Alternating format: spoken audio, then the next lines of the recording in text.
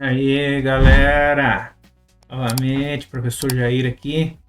Nós vamos fazer o seguinte, vamos corrigir agora a prova do terceiro ano, o terceiro bimestre de Química.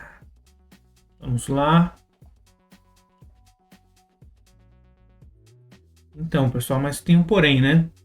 Em 2024, o governo tirou a disciplina de Química do terceiro ano e colocou na forma de itinerário a disciplina de Química Aplicada, que é uma química voltada ao cotidiano aí, não exatamente a disciplina comum curricular que tinha antigamente.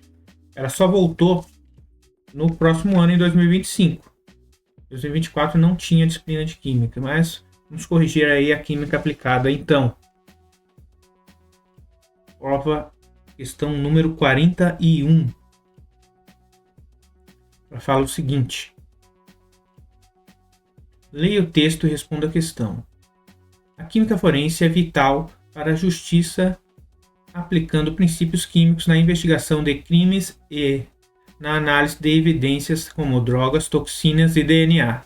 Além disso, desempenha um papel crucial na proteção do meio ambiente ao investigar crimes ambientais, como contaminação do solo e água por substâncias tóxicas.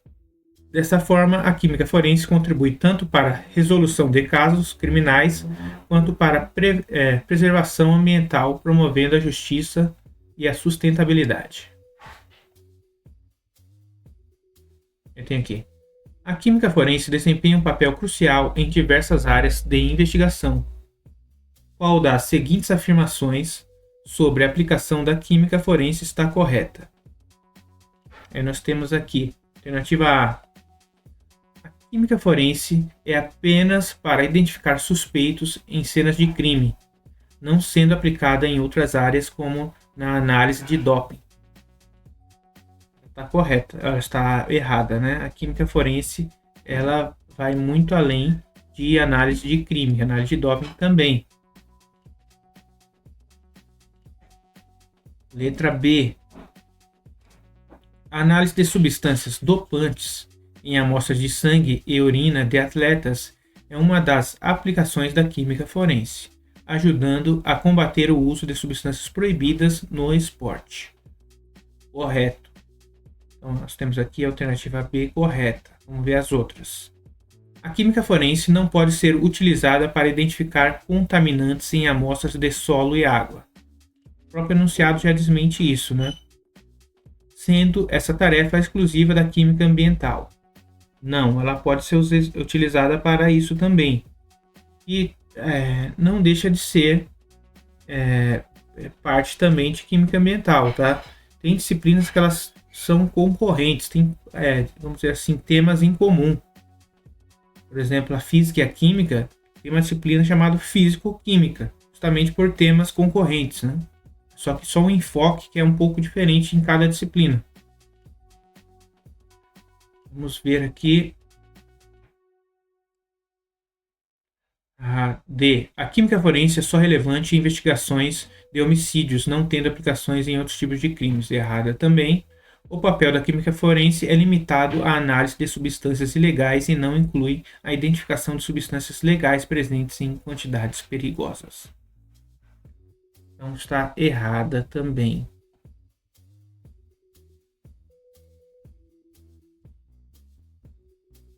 Então, alternativa B. Vamos para a próxima, se o computador deixar.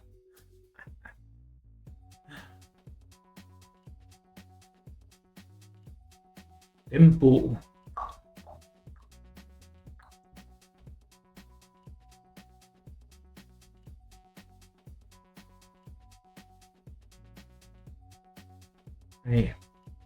Questão de número 41. Vocês viram que tem duas questões de número 41? É que eles erraram lá em colocar a prova. Na realidade, a 41 aqui é 40. Tá? Então, aqui é 40 e aqui é 41. Isso aí foi erro de quem elaborou a prova, mas normal. Para a criminalística, é essencial o cuidado na coleta, preservação e análise laboratorial das evidências. Para isso é necessário recorrer a análises físico-químicas, processos físicos, como a passagem e a verificação da densidade, o uso de equipamentos como lentes de aumento, são fundamentais, assim como processos químicos, que utilizam substâncias para identificar determinados componentes e detectar alterações em produtos. O trabalho do químico forense exige um sólido conhecimento em química, além de uma conduta ética e moral que deve orientá-lo a agir de maneira responsável, justa e cautelosa. Analisando o texto acima, qual das alternativas a seguir melhor explica a importância dos procedimentos éticos e morais na atuação do químico forense? Aí nós temos aqui a alternativa A: a execução de testes de reatividade química com uso de lente de aumento para detectar a presença de substâncias específicas. Aí tá de brincadeira, né? Reatividade química com uso de lente de aumento? Lógico que não. B: deixar de implementar protocolos rigorosos. Não, deixar, lógico que não. Muito pelo contrário, tem que realizar protocolo rigoroso para não ter erros nas análises. Somente na coleta de amostras, que é a parte mais sensível, né? Você tem algum descuido ali, você contamina a amostra e você inviabiliza a análise, né? E como é que você vai provar um crime se você faz isso? Pelo amor de Deus, né? C: ter ações parciais para que os resultados laboratoriais sejam conforme o que o perito acha correto. Não, senhora, não é o que o perito acha correto, é o que o perito constata como correto a partir de uma análise imparcial. Se ele já parte da premissa de que determinado resultado é o correto, ele não está fazendo uma investigação isenta, né? Então, quando você analisa um crime, se você já parte do vamos dizer assim, do indício que determinada pessoa é inocente ou culpada, você só vai presenciar o quê? Os fatos. Os fatos ali. E se você relata algo que é um pré-julgamento seu, isso daí já não é ciência, mas isso aí já é outra coisa. Então nós temos aqui a alternativa D: a realização de medições imprecisas de massa e volume para garantir a reprodutividade dos resultados. Imprecisas, vocês estão de brincadeira, né? E a manutenção de um comportamento justo e imparcial ao relatar os resultados das análises laboratoriais. Alternativa E correta.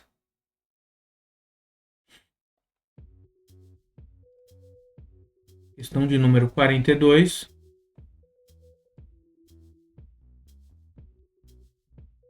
Ela fala o seguinte: este item apresenta mais de uma resposta correta. A química analítica é crucial nas investigações criminais, pois permite identificar e quantificar substâncias em evidências como drogas, venenos e explosivos. Utilizando técnicas avançadas, ela fornece provas concretas que ajudam na resolução de casos e condenação de culpados, fortalecendo a justiça com análises científicas rigorosas. Aí ele pergunta o seguinte: química analítica e suas sub-áreas, quais as duas afirmações estão corretas?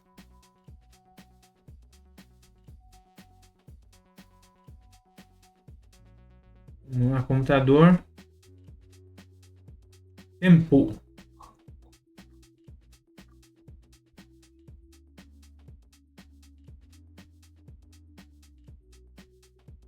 Aí nós temos aqui alternativa A. A química analítica é focada apenas na identificação de novos elementos químicos? Não. Ela está errada. Ela foca na quantificação também. Tem que quantificar determinados elementos químicos, determinadas substâncias químicas, e não só na identificação, na quantificação também, tá? Então nós temos a qualidade e a quantidade. Química analítica qualitativa e quantitativa. A química analítica qualitativa se preocupa com a identificação dos componentes presentes em uma amostra? Sim. Qualitativa, ela vai se preocupar com a identificação, correto. B. A química analítica quantitativa não se aplica na determinação das concentrações dos componentes em uma amostra. Está errado. A quantitativa, ela se preocupa com as quantidades. Então, ela está errada aqui, né? O papel da química analítica na investigação é limitado ao desenvolvimento de novas teorias científicas. Não, senhor. Química analítica serve para o quê? Para analisar, não desenvolver teoria científica nenhuma, tá? É uma ferramenta analítica.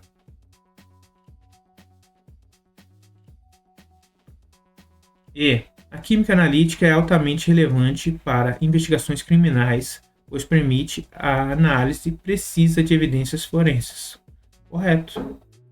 Então, nós temos aqui as duas alternativas corretas. Nós temos aqui a alternativa E e a alternativa... Vamos no computador. Aí. Alternativa B. Certo? Vamos para a próxima. Questão de número 43. Joana é uma jovem de 25 anos que começou a sentir fortes dores de cabeça constantes. Após consultar um médico, foi receitado para ela um medicamento chamado Y, conhecido por ser eficaz no tratamento de enxaquecas. Quando utilizado na dosagem correta, o médico explicou que a dosagem recomendada de Y é de 50 mg por dia. Certa noite, com dores intensas e querendo um alívio mais rápido, Joana decidiu tomar 200 mg, quer dizer, 4 vezes mais, do medicamento Y, a dose recomendada, sem consultar o seu médico. No dia seguinte, ela começou a sentir náuseas, vômitos e uma intensa sensação de fraqueza, o que a levou ao hospital. Baseado nesse estudo de caso, assinale a alternativa correta em relação entre a dose e o efeito terapêutico e a toxicidade do medicamento Y. Vamos lá para as alternativas. Se o computador colaborar.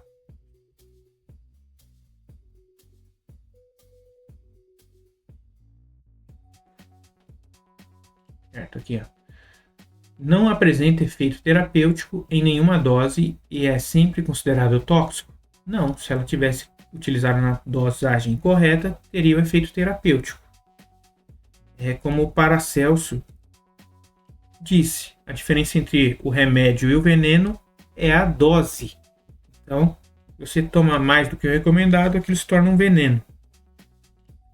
É seguro em qualquer dose quando usado para tratamentos médicos sem risco da toxicidade. Não, qualquer dose não. Tem a dosagem correta. C. Pode ser terapêutico em doses baixas, mas em doses elevadas pode causar efeitos tóxicos e até mesmo ser letal. Bom, ela está correta, né?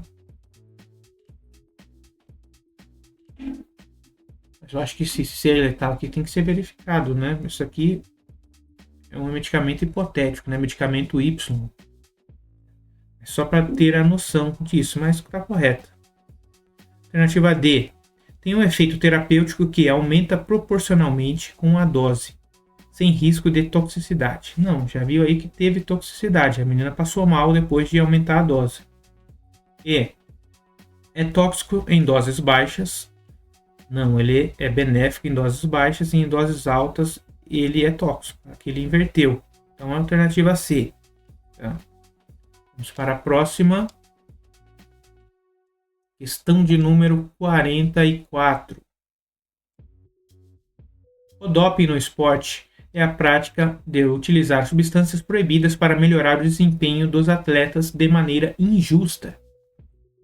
Essas substâncias são rigorosamente controladas pelas entidades antidoping para garantir a integridade das competições esportivas.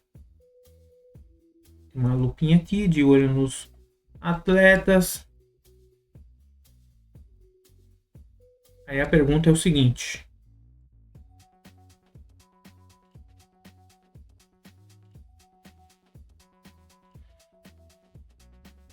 isso. Considerando o tema doping,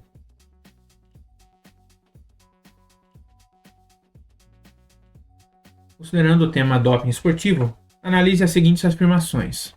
A Agência Mundial Antidoping, a WADA, é uma organização internacional responsável por coordenar os esforços globais contra o doping no esporte. A Autoridade Brasileira de Controle de Dopagem, a ABCD, olha o nome dessa entidade brasileira, ABCD, é brincadeira, né?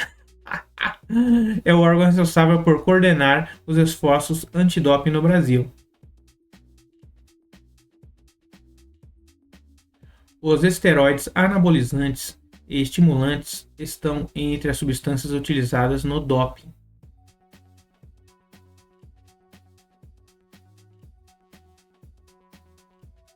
E nós temos aqui a 5. Os diuréticos são usados para aumentar a excreção de água e sais do corpo, sendo frequentemente utilizados para mascarar a presença de outras substâncias proibidas. Gente, na realidade aqui, todos estão corretos, né? Diuréticos são utilizados para excretar água e sais do corpo. Esteroides são anabolizantes, frequentemente utilizados para a massa muscular. Os esteroides anabolizantes estimulam entre substâncias utilizadas no doping. Correto. A Autoridade Brasileira, é esse nome esquisito aqui, né? Com a sigla ABCD, que é bem engraçada. E a da Agência Mundial é o ADA, sim, também. Então, todas estão corretas aqui, tá? Então, a única que está aqui com todas corretas é a alternativa E. Esse do Brasil aqui é bem engraçado, né? ABCD. Vamos para a última, questão de número 45. Leia o texto e responda a questão. A cromatografia é uma técnica de separação e análise de misturas de substâncias amplamente utilizada em química e bioquímica. O princípio básico da cromatografia é separar os componentes de uma mistura com base em suas diferenças de afinidade com duas fases, a fase estacionária e a fase móvel. Sobre a técnica de cromatografia, é correto afirmar que a separação ocorre a partir do aquecimento da mistura entre a fase móvel e a fase estacionária? Não.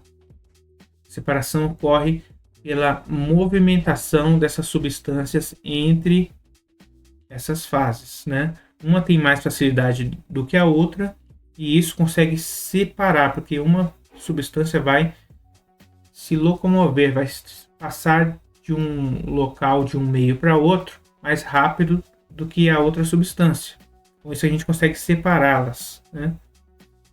Então aqui está errada. A B. Na fase móvel, geralmente utiliza-se um sólido como o papel filtro. Também não. A fase móvel, meu querido, é a fase que vai se locomover. Então a fase móvel, papel filtro, ela é fixo, ela é a fase estacionária, não é a fase móvel, tá? C. As interações intermoleculares ocorrem somente na fase estacionária. Também está errada, né? As interações intermoleculares estão ocorrendo ali na fase móvel também, por isso que ela está se movendo, né? D. Na fase estacionária, um material fixo retém os componentes da mistura. A D está correta. Vamos ver aí. Na fase móvel, somente líquidos transportam a mistura através da fase estacionária. Não, eu posso ter também gases também, tá? Não somente líquidos. Então, alternativa D. Vamos ver se tem mais alguma. Não, não tem mais nenhuma. A gente viu que a química aplicada,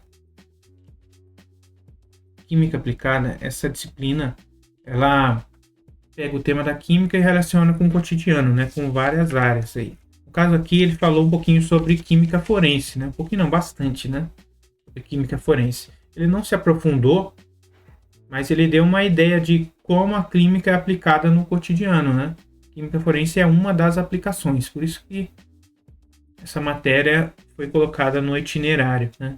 Para não dar um enfoque químico tão grande, mas mais como a química é aplicada no cotidiano, tá? Então, tirando isso, valeu aí, pessoal, e a gente se vê com agora as questões da Prova Paulista de 2025. Terminamos então 2024, hein, meus queridos? Primeiro, segundo e terceiro bimestre. Mas beleza. Então, tchau, tchau. Vou ficar aqui no meu laboratório de alquimia, meus queridos. Realizar uns experimentos.